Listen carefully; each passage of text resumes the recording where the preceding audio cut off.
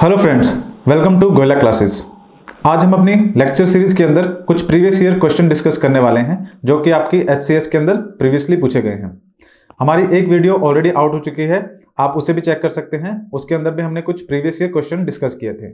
इसी सीरीज के अंदर हमारी आज की ये नेक्स्ट वीडियो है। लेक्चर शुरू करने से पहले आप लोगों के लिए एक इन्फॉर्मेशन है। गोयला क्लासेस की तरफ से हमारे यहाँ पर एक सीरीज स्टार्ट की गई है, सर्वज्ञान सीरीज, जिसके अंदर आपका जीएस का कंप्लीट कोर्स करवाया जाएगा। आपको 200 प्लस लेक्चर्स प्रोवाइड किए जाएंगे ईच सब्जेक्ट के, और साथ के साथ आपको टेस्ट सीरीज भी प्रोवाइड की जाएगी। आपके जीएस का कंप्लीट कोर्स होगा और साथ में टेस्ट सीरीज होगी, जिसके अंदर 20 प्लस आपको जो टेस्ट है वो प्रोवाइड किए जाएंगे। ये टेस्ट जो आपके हैं आफ्टर एवरी 4 डेज आपको प्रोवाइड किए जाएंगे, और साथ में इन टेस्ट के जो सॉल्यूशन है वो आपको हमारी वेबसाइट पे प्रोवाइड किए जाएंगे विद डिटेल सॉल्यूशंस। सो आप जितना जल्दी हो सके इस कोर्स को ज्वाइन कर सकते हैं। कोर्स की जो टोटल कॉस्ट रहेगी 5499 रहेगी। जो स्टार्टिंग के 50 कैंडिडेट्स होंगे उनके लिए एक स्पेशल ऑफर भी प्रोवाइड किया जाएगा। तो जितना जल्दी हो सके आप इस कोर्स को ज्वाइन कर लीजिए। मूव करते हैं अपने क्वेश्चंस की तरफ को। तो देखिए, फर्स्ट क्वेश्चन है आपके लिए, which of the following characteristics are correct about waves. देखिए, वेव्स की अगर मैं बात करूं तो वेव्स क्या होती हैं। आपका ओशन है, ओशन के अंदर जो विंड है जब वो ब्लो करती है, ओशन सरफेस पे जब विंड ब्लो करती है तो वो क्या करती है, वाटर को मूव करती है। अब वो जो वाटर मूव होना स्टार्ट होता है from one point two another point, उसी को हमारी वेव्स कहा जाता है। वेव्स के बारे में थोड़ी सी और डिस्कशन करें तो वेव्स, देखिए यहाँ पर आपके डायग्राम शो किया जा रहा है। ये वेव्स हैं आपकी जो ओशंस के अंदर उठती हैं। ये जो वेव्स हैं इनका जो अपर मोस्ट पार्ट होता है, जब वेव आपकी राइज करती है उस पार्ट को आपके क्रेस्ट बोला जाता है। ये आपका क्रेस्ट है। और जब वेव आपकी नीचे की तरफ को आती है, एग्जांपल के तौर पे इस तरह से आती है, तो ये जो नीचे वाला हिस्सा होता है इसको ट्रफ बोला जाता है। क्वेश्चन की तरफ जाते हैं वापस। क्वेश्चन है आपका, विंड जो है आपकी कॉज करती है, wind causes wave to travel in the ocean. बिल्कुल सही स्टेटमेंट नजर आ रही है। सेकंड की बात करें, the actual motion of the water beneath the wave is not circular. हम इस पे वापस आएंगे, नेक्स्ट स्टेटमेंट देखते हैं।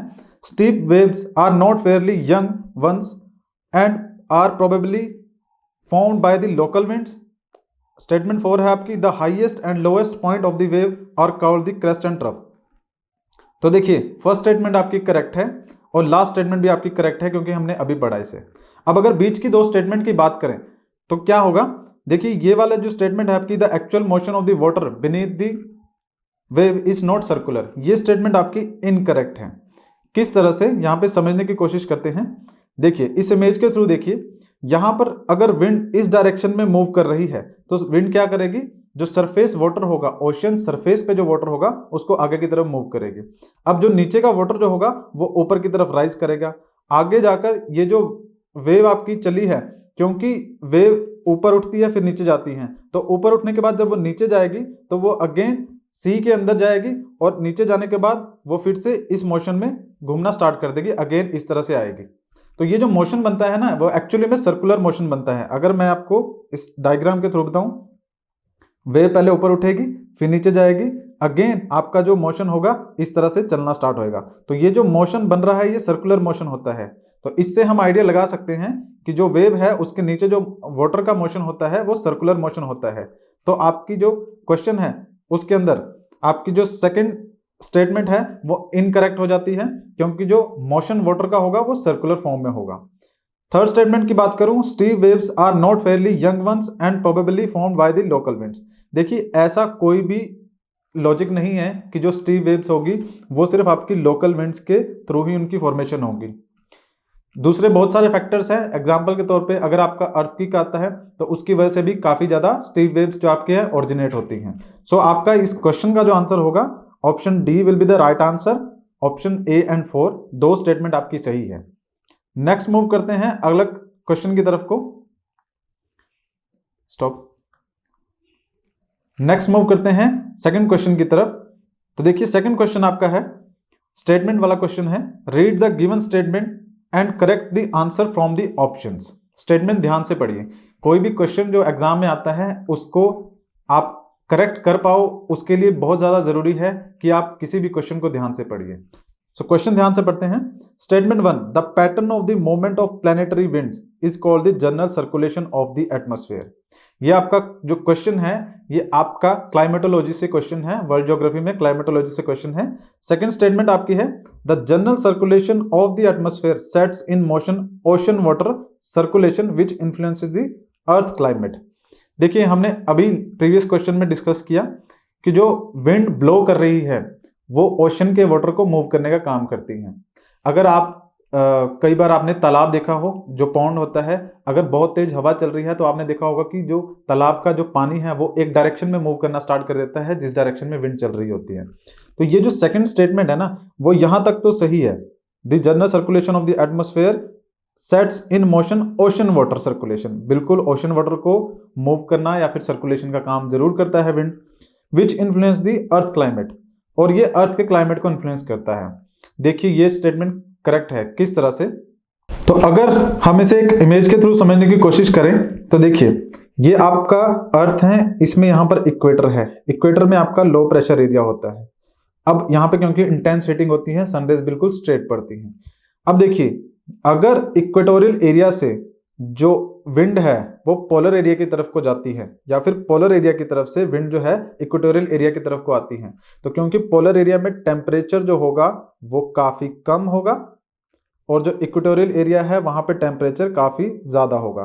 तो आप क्या कर सकते हैं, यहां से हम आइडिया लगा सकते हैं कि इक्वेटोरियल एरिया से जो विंड ट्रेवल करेगी पोलर एरिया की तरफ को, उसके साथ वाटर भी ट्रेवल करेगा, और अगर इक्वेटोरियल एरिया से वाटर जो है पोलर एरिया की तरफ को मूव करेगा जहां पे टेम्परेचर कम होता है, तो ऑब्वियसली इक्वेटोरियल एरिया का जो वाटर होगा वो गर्म होगा, वो जब पोलर एरिया की तरफ को जाएगा तो वहां के वाटर को इन्फ्लुएंस करेगा, क्लाइमेट को इन्फ्लुएंस करेगा।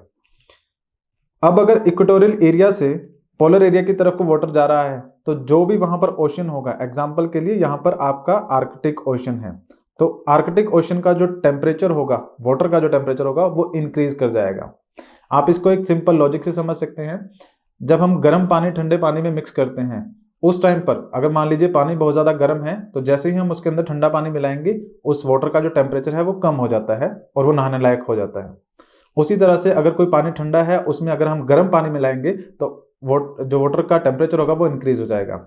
अब अर्थ के केस में ऐसा ये है कि यहाँ पर बहुत सारा जो वाटर होता है इक्वेटोरियल एरिया से पोलर एरिया की तरफ मूव करता है और पोलर एरिया से इक्वेटोरियल एरिया की तरफ मूव करता है। इसकी वजह से ओशन के टेम्परेचर में इन्फ्लुएंस आता है और उसकी वजह से वहां का जो क्लाइमेट है उसमें भी इन्फ्लुएंस आता है।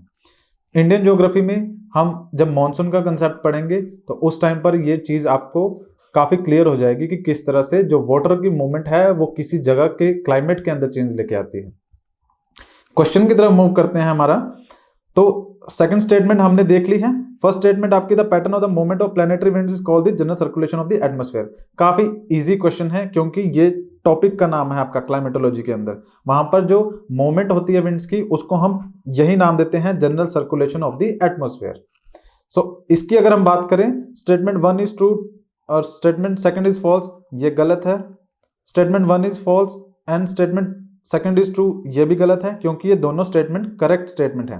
तो उस केस में both statement are true and statement 2 provide explanation to the statement 1, ये भी आपका गलत है। इसलिए गलत है क्योंकि सेकंड स्टेटमेंट जो है वो किसी भी तरह से एक्सप्लेनेशन नहीं दे रही है फर्स्ट स्टेटमेंट की।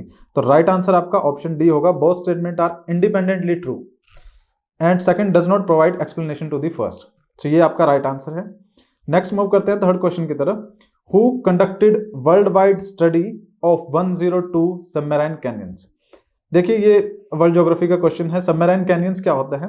अगर मैं आपको कैनियन के बारे में बताऊं, canyons are deep narrow valleys और gorges that are typically formed by the erosion of the rock by water or ice over a long period of time. They are often characterized by steep sides and relatively flat bottom and can range in size from a small narrow channels to the large expansive gorges that stretch to miles.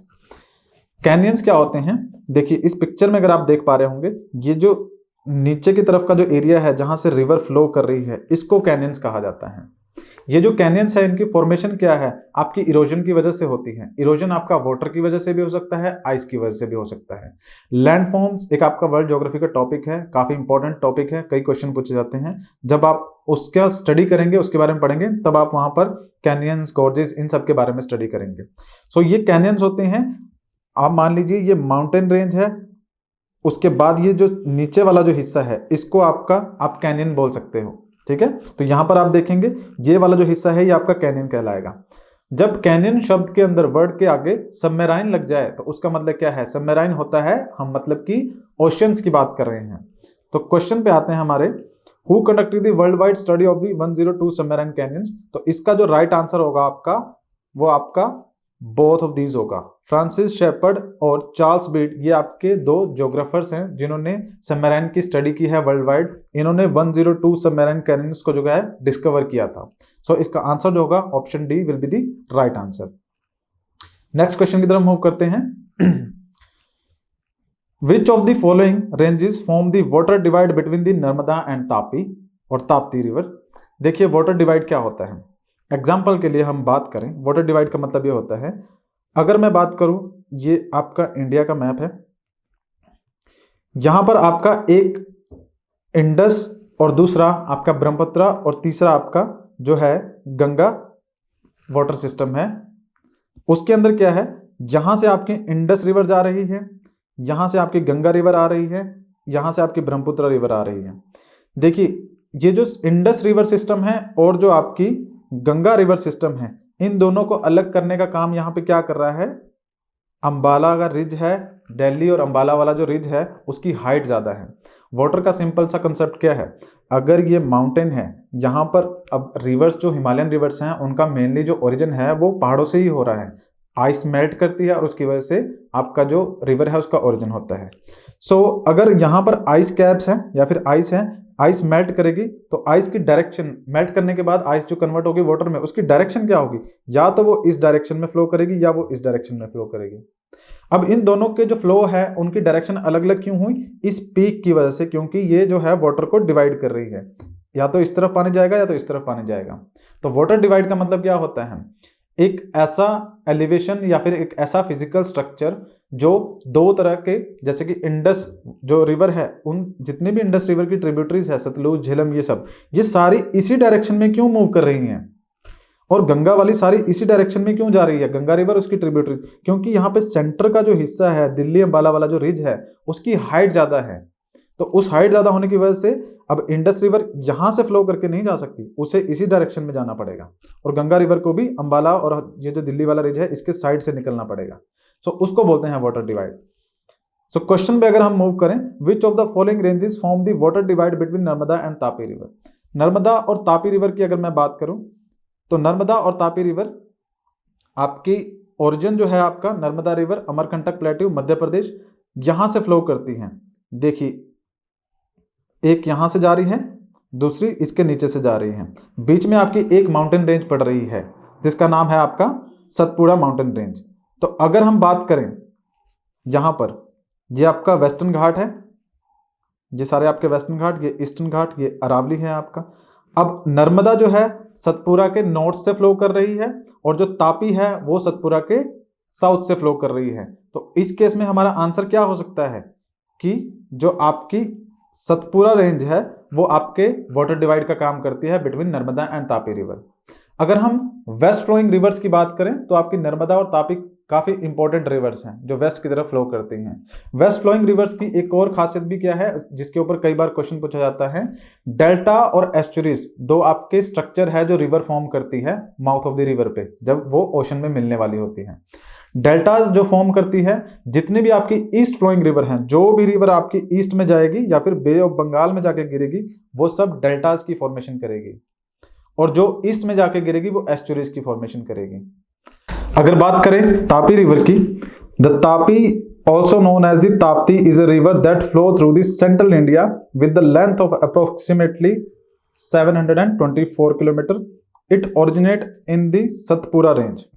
यहाँ पर देख सकते हैं आपकी ये Satpura range है, यहाँ से तापी रिवर का ओरिजिनेशन होता है in the Madhya Pradesh and flow westward through the Maharashtra before emptying into the Arabian sea. Narmada और तापी आपकी दो इंपॉर्टेंट वेस्ट फ्लोइंग रिवर्स हैं, और जितनी आपकी ईस्ट में फ्लो करती है वो डेल्टा की फॉर्मेशन करती हैं। डेल्टा और एस्चुरीज जो है वो रिवर का जो माउथ होता है वहां पे उनकी फॉर्मेशन होती है। डेल्टा और एस्चुरीज में एक बेसिक से डिफरेंस आपको बता देते हैं। डेल्टा की फॉर्मेशन आपका जैसे कोई पक्षी होता है, जो बर्ड होता है, उसका जो फुट होता है, उस तरह से डेल्टा की फॉर्मेशन होती है। इस तरह से आपको देखने को मिलेगा डेल्टा। कहने का मतलब ये एक रिवर फ्लो कर रही है, जैसे ही ये ओशन के अंदर मिलने वाली होगी तो ये अलग अलग ब्रांचेस में डिवाइड हो जाएगी, उसको बोलते हैं डेल्टा। और जो एस्चुरीज हैं वो डेल्टा इन रिवर्स होगा। इन रिवर्स का मतलब कि एक रिवर अलग अलग ब्रांचेस से आएगी और एक जगह पे आके इकट्ठी हो जाएगी, और जब ये इकट्ठी होगी उसके बाद ये सी में मिल जाएगी। तो डेल्टा होगा कि एक रिवर, सिंगल रिवर आ रही है, वो ओशंस के पास आते ही अलग अलग ब्रांचेस में डिवाइड हो जाएगी, और जो एस्चुरीज होगी वो अलग अलग ब्रांचेस में ऑलरेडी पीछे से आएंगी, और जैसे ही ओशन में मिलने वाली होगी उससे पहले एक सिंगल रिवर बन जाएगी। सो ये आपका डेल्टा हो जाएगा, दिस इज योर एस्चुरीज। ये आपका बेसिक डिफरेंस है। नेक्स्ट मूव करते हैं अगले क्वेश्चन की तरफ को। नेक्स्ट क्वेश्चन है आपका, which state divide the Europe from the Africa. देखिए, अगर मैं स्ट्रेट की बात करूं तो स्ट्रेट क्या होता है? Straight is a narrow body of water that connects two larger bodies of the water. Straight एक ऐसी नैरो वाटर बॉडी है जो कि दो बड़े वाटर बॉडीज को क्या करेगी? कनेक्ट करेगी और सेपरेट करेगी दो डिफरेंट लैंड मास को। It is a natural waterway that is typically formed after the movement of the tectonic plate. तो क्वेश्चन पूछा गया है आपका कि which state divides Europe from Africa. State का मतलब आपने समझ लिया। तो अगर हम बात करें यूरोप और अफ्रीका के बारे में, देखिए ये आपका वर्ल्ड मैप पे अफ्रीका और यूरोप आपको दोनों नजर आ रहे होंगे। यूरोप आपका एक कॉन्टिनेंट है और साथ में अफ्रीका भी आपका एक कॉन्टिनेंट है।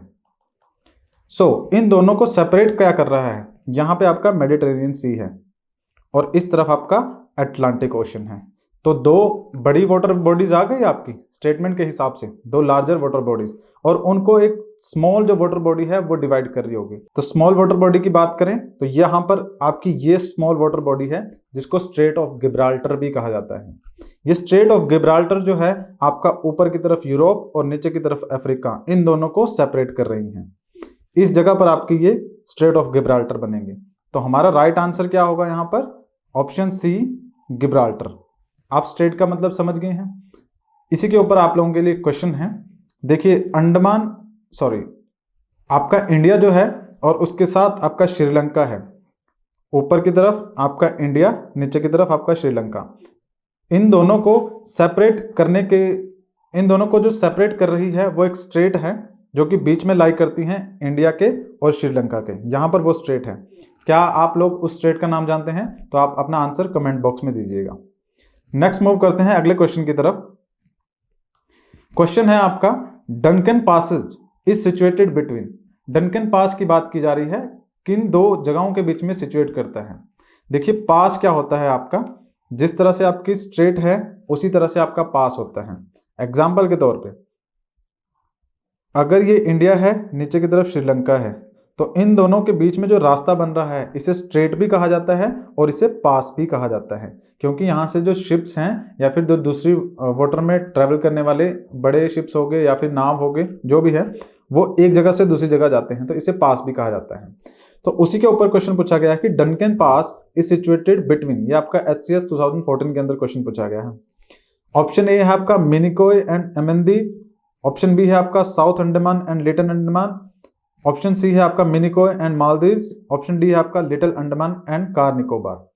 तो अगर क्वेश्चन की बात की जाए, यहां पर देखिए ये आपका अंडमान और निकोबार आइलैंड्स वाला हिस्सा है। अंडमान और निकोबार आइलैंड्स आपका इंडिया का ही हिस्सा है और यहां पर ये सिचुएट करता है। इंडिया के कोस्ट से, जो मेन कोस्ट है, उससे काफी दूर है। आप लोगों के लिए एक क्वेश्चन है, अंडमान और निकोबार आइलैंड्स एक ग्रुप ऑफ आइलैंड्स हैं। आप लोगों का क्वेश्चन ये है कि वो टोटल कितने नंबर ऑफ आइलैंड है जो मिलके आपके अंडमान निकोबार आइलैंड का ग्रुप को कंप्लीट करते हैं। कमेंट बॉक्स में अपना आंसर जरूर दीजिएगा। क्वेश्चन की बात करें तो डंकन पास जो आपका है ये आपका साउथ अंडमान, ये वाला हिस्सा, और जो नीचे लिटिल अंडमान है, इन दोनों के बीच में आपका लाई करता है डंकन पास। अभी रिसेंटली इसके ऊपर एक करंट अफेयर से रिलेटेड क्वेश्चन भी पूछा जा सकता है। हमारे देश में पराक्रम दिवस मनाया जाता है। पराक्रम दिवस आपका 23 जनवरी को मनाया जाता है। 23 जनवरी को पराक्रम दिवस मनाया गया है इस साल भी। ये पराक्रम दिवस आपका सुभाष चंद्र बोस जी जो थे हमारे फ्रीडम फाइटर, उनकी बर्थ एनिवर्सरी के दिन मनाया जाता है। इस पराक्रम दिवस वाले दिन हमारी जो गवर्नमेंट ऑफ इंडिया है उन्होंने अंडमान और निकोबार आइलैंड्स जो है, यहाँ पर कुछ ऐसे आइलैंड थे जो अनमैन्ड आइलैंड्स थे, मतलब कि वहाँ पे हैबिटेबल नहीं है, लोग रहते नहीं हैं वहाँ पे। तो उन आइलैंड्स के कुछ नाम जो है वो चेंज किए गए और हमारे ऑलरेडी जिन फ्रीडम फाइटर्स या सोल्जर्स जिनको भी आपके परमवीर चक्र प्राप्त हुआ है उनके नाम पर इन आइलैंड्स के नाम को चेंज किया गया है। ये क्वेश्चन आपके करंट अफेयर में पूछा जा सकता है। आई थिंक 21 के अराउंड आपके ऐसे आइलैंड्स थे जिनके नाम को चेंज किया गया है। सो बात करते हैं हम अपने क्वेश्चन की। सो यहाँ पर हमारा जो क्वेश्चन है, Duncan pass is situated between, तो इसका राइट आंसर क्या होगा? इसका राइट आंसर होगा साउथ अंडमान और लिटिल अंडमान, इन दोनों के बीच में जो जगह है पास है उसको बोलते हैं। तो ऑप्शन बी जो होगा वो आपका राइट आंसर होगा, साउथ अंडमान और लिटिल अंडमान। अगर इसके ऊपर थोड़ी सी और डिस्कशन की जाए तो डंकन पास जो है आपका is a strait situated in the bay of Bengal, क्योंकि बे ऑफ बंगाल ही पड़ता है इंडिया के इस तरफ में, तो आपका बे ऑफ बंगाल के अंदर आपका डंकन पास है। Between the south Andaman island and the little Andaman island which are part of the Andaman and the Nicobar island, ये मैंने आपको बताया ग्रुप ऑफ आइलैंड्स है। The strait is named after the Adam Duncan, a British admiral थे ये आपके, जिन्होंने क्या किया था, डच फ्लीट को हराया था इस पास का यूज करते हुए 1797 के अंदर। It is an important shipping root जो इंडिया को कनेक्ट करता है, कहां से, जो आपके साउथ ईस्ट एशिया में जो कंट्रीज हैं उनके साथ, that connects the Andaman sea to the bay of Bengal, और ये आपके अंडमान और बे ऑफ बंगाल को भी आपस में जोड़ता है। तो काफी इंपॉर्टेंट पास है आपका। सो आज की जो क्लास है उसके अंदर हमने कई क्वेश्चन डिस्कस कर लिए हैं, कुछ प्रीवियस ईयर क्वेश्चन डिस्कस किए हैं, कुछ ऐसे क्वेश्चन भी डिस्कस किए हैं जो ऑलरेडी पूछे जा सकते हैं आने वाले एग्जाम्स के अंदर। तो आई होप आप लोगों को ये क्वेश्चन जो है वो पसंद आए होंगे, और जो क्वेश्चंस मैंने आप लोगों को पूछे हैं उनका आंसर आप कमेंट बॉक्स में दे सकते हैं। तो आज के लेक्चर में फिलहाल इतना ही है। इसी तरह के कुछ क्वेश्चंस जानने के लिए आप हमारे चैनल को सब्सक्राइब कर सकते हैं, जो कि गोयला क्लासेस के नाम से यूट्यूब पे है। हमारे चैनल को सब्सक्राइब कीजिए ताकि आपको इसी तरह की और जो इन्फॉर्मेटिव वीडियोस हैं वो टाइम टू टाइम मिलती रहे। Thank you for joining us. Thank you very much.